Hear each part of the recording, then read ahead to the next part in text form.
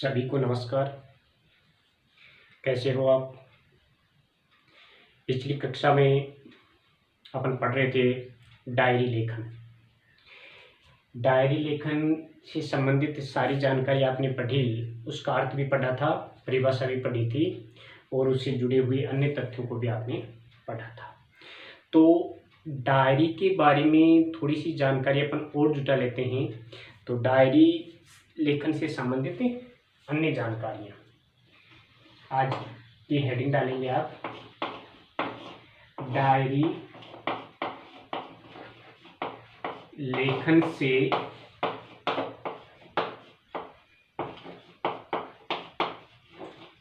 संबंधित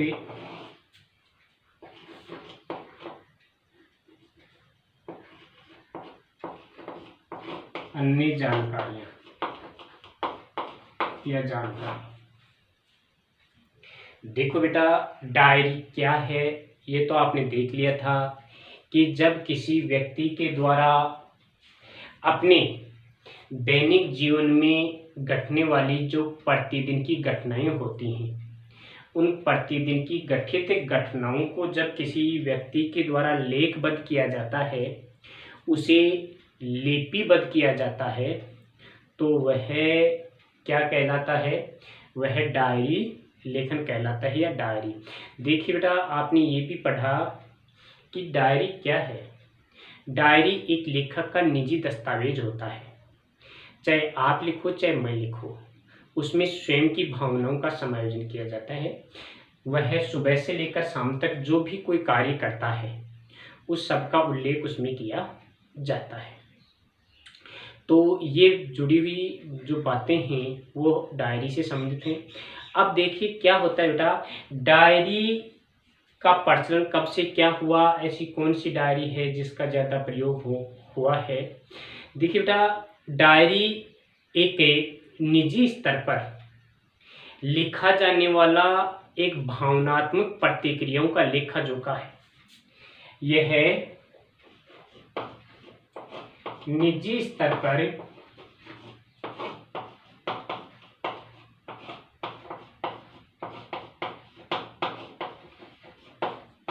लिखा जाने वाला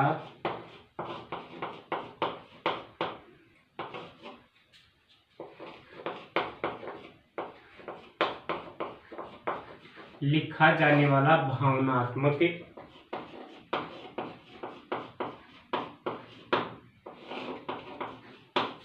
विचारों का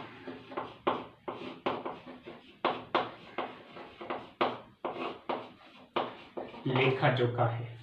अर्थात जो लेखक होता है उसमें उसके विचार होते हैं, उसमें उसकी भावनाएं होती हैं, जो अपनी शैली में वह टंकित करता है। यह जो भावनात्मक प्रतिक्रिया है बेटा, यह किसी दूसरे के लिए नहीं लेखा जोखा है, जिसको लेखक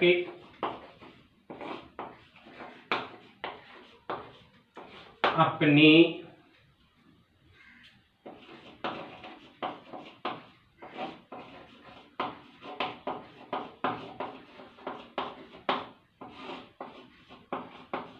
स्वयं के लिए लिखता है। यानी एक भावनात्मक विचारों का या भावनाओं का लेखा जोखा है, जिसको लेखक स्वयं अपने लिए लिखता है, किसी दूसरे के लिए नहीं। ये तो होगी। देखिए बेटा, विश्व की जो अब तक की जो डायरी हैं, विश्व की सर्वाधिक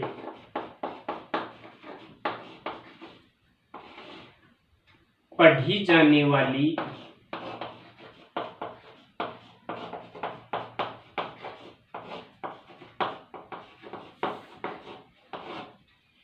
जो कि 20वीं शताब्दी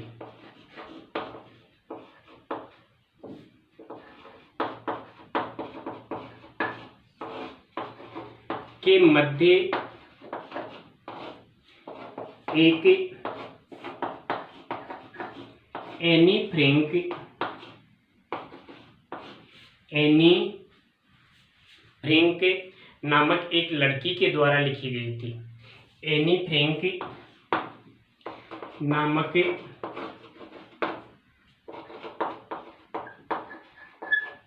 लड़की के द्वारा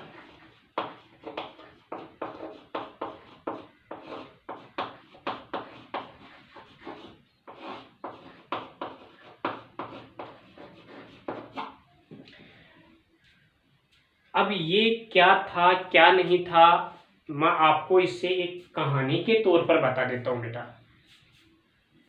होता क्या है, दूसरे विश्व युद्ध का समय था। ये घटना है लगभग 1942 ईस्वी की, कि 1942 ईस्वी के मध्य क्या होता है, ये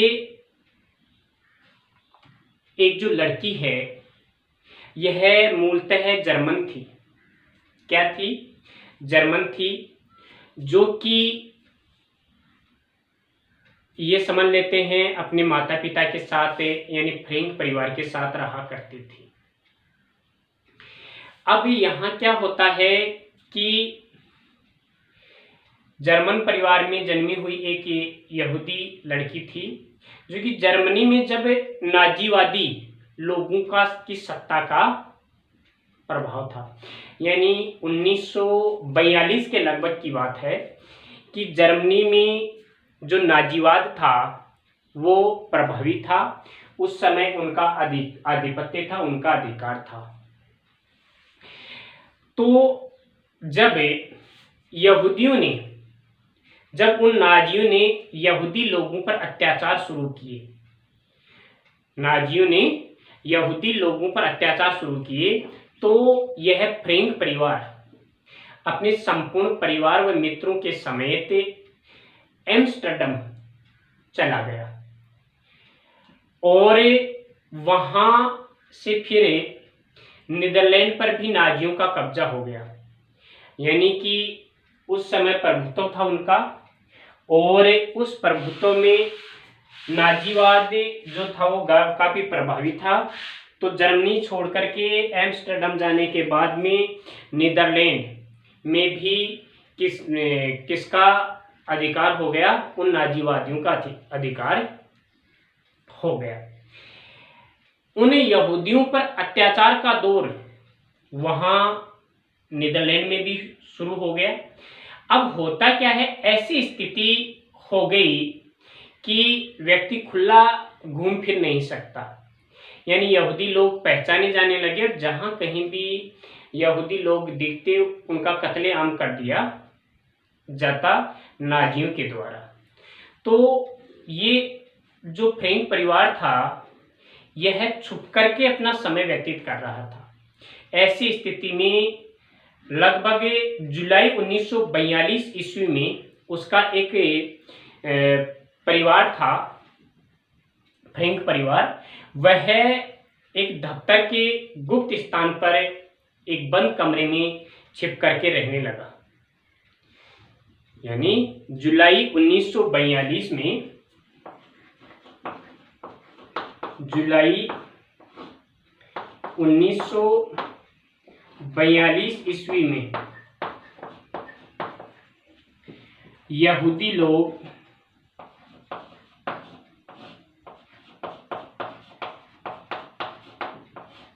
नाजियों के भय से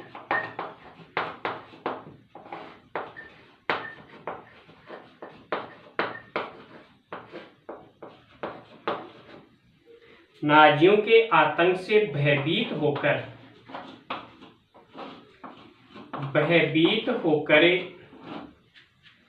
गुप्त स्थानों पर रहने लगे, जिसको गुप्त एनेक्सी बोलते हैं।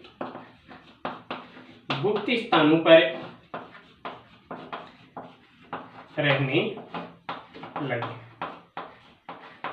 अब यहां भी क्या होता है कि आदमी कितने दिन तक भूमिगत रह सकता है, उसे खाने पीने की सारी चीजों की जरूरत होती है, लेकिन फिर भी ये कैसे तैसे अभाव में अपना जीवन जी रहे थे। तो क्या होता है कि लगभग 2 महीने का समय हो गया लगभग 2 महीने का समय हो गया। ये लोग वहीं पर अपना समय बिता रहे थे, लेकिन 2 महीने के समय के दौरान वे वहाँ पर पकड़े गए और उन्हें यातना कैंप में पहुंचा दिया गया। नाजियों के द्वारा यातनाएं दी जाने लगे। यानी 2 महीने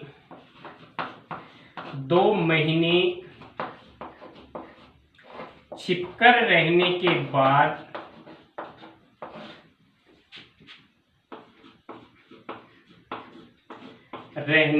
बाद ये लोग पकड़े गए। क्या हो गया? ये लोग पकड़े गए और नाजियों के यातना कैंप में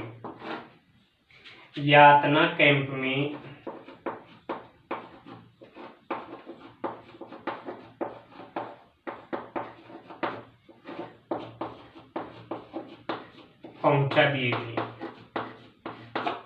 ये तो बात। अब यहाँ क्या होता है कि जो ये यहूदी लोग थे, ये यहूदी लोग कैसे तैसे छिप करके अपना समय बिता रहे थे, लेकिन ये लोग पकड़ने आ गए। अब क्या होता है बेटा, इन्हें यातनाएं दी जाने लगी और यहाँ पर इस पूरे परिवार को मौत के घाट उतार दिया गया। इसमें ये जो बच्ची थी, लगभग 11-12 साल की बच्ची थी, शायद इसका 13वां जन्मदिन के समय ये डायरी इनको मिली थी और ये एक डॉल को, गुड़िया को संबोधित करते हुए ये डायरी लिखती है। कक्षा 12 का जो पुराना सिलेबस है उसमें ये एन फ्रैंक की डायरी नाम से ये डायरी लिखी हुई है। तो क्या होता है, फरवरी-मार्च 1945 के लगभग भाई 42 से ये छिपना शुरू किया और यहाँ नाजियों के कैंप में लाए गए और लगभग फरवरी या मार्च 1945 ईस्वी के लगभग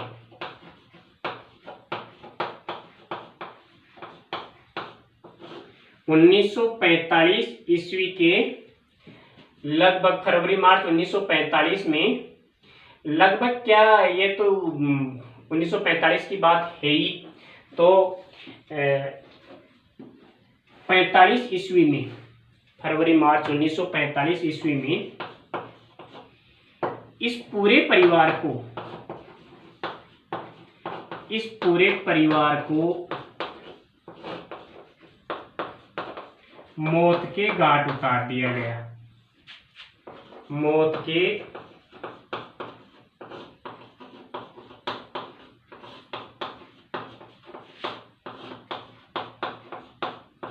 पूरे परिवार को मौत के घाटे उतार दिया गया। इसमें इस एनी फ्रैंक के जो पिता थे, मिस्टर फ्रैंक, वो जीवित बचे थे। उतार दिया गया और इस लड़की के पिता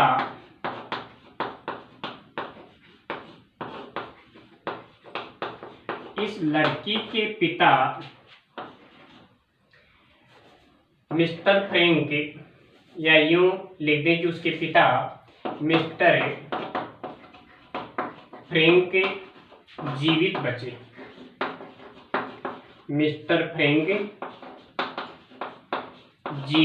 थे। अब ये उसके पिता की ही पूरी, यूं कहें, मेहनत कह सकते हैं कि ये जो उसने नोट्स तैयार किए थे, ये एक किट्टी नामक जो गुड़िया थी उस किट्टी को संबोधित करते हुए जो ये डायरी लिखी थी, उसको उसने प्रकाशित करवाया और ये आज इतिहास के तौर पर पढ़ी जाने लगी है। पूरे परिवार में कोई नहीं बचा, केवल एक कोई प्राणी बचा तो वह उसके पिता ही थे। अब क्या होता है बेटा, जब दूसरा महायुद्ध, द्वितीय विश्व युद्ध समाप्त हो जाता है तो उसके पिता वापस से आते हैं अपने जर्मनी में, एम्स्टर्डम में, और वहाँ उन्होंने एनी की जो डायरी थी उस एनी की डायरी की तलाश की और संयोग से वो उसमें सफल भी रहे उसको तलाशने में। तो क्या होता है, उसमें वो पूरी तरह सफल होते हैं और ये डायरी एनी को उसके 13वें जन्मदिन, देखिए बेटा ये जो डायरी उसने लिखी थी 13वें जन्मदिन के ऊपर किसी के द्वारा गिफ्ट दी गई थी, उसको इस रूप में नोट्स बनाने के रूप में काम में लिया था, मिली। और जून 1942 से लेकर के अगस्त 1944 ईस्वी तक का उसमें अपना ब्यौरा लिखा हुआ है, जिसमें खास बात तो यह है कि नाजी आतंक के अनुभवों को लिखती रहती थी और उसके पिता ने महसूस किया कि ऐसी इस एनी की जो डायरी है उसको इतिहास के उस भयावह दौर के एक अप्रतिम दस्तावेज के रूप में क्यों नहीं अपनाया जाए। तो उसने क्या किया, अपनी मेहनत से उस डायरी को उसने प्रकाशित करवाया। उस डायरी को उसने प्रकाशित करवाया कैसे तैसे करके, और उस डायरी का जो शीर्षक दिलवाया वह था the diary of a young girl. Diary का शीर्षक था the diary of a young girl, the diary of a young girl, जो कि एनी फ्रैंक ने इसे लिखा था। एनी फ्रैंक ने इसे लिखा और उसके पिता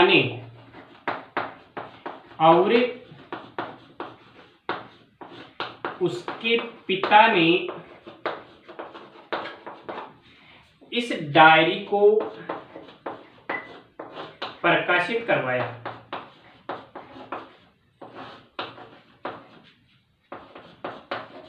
जिसमें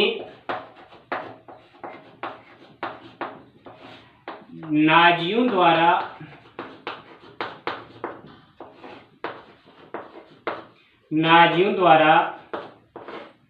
यहूदियों पर किए गए अत्याचार का उल्लेख किया गया है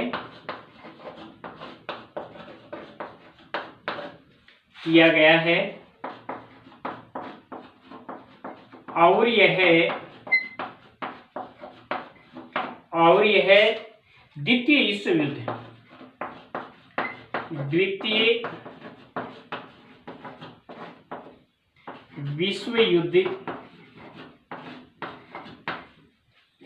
के साक्ष्य के रूप में,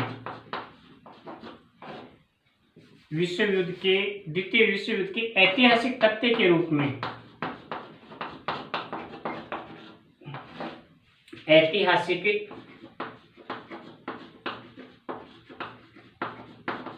तथ्य के रूप में आज भी यह डायरी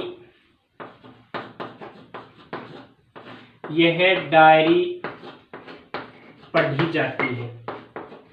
तो बेटा इस डायरी की जो लेखिका है वो है मिस एनी फ्रैंक, जिसमें जुलाई 1942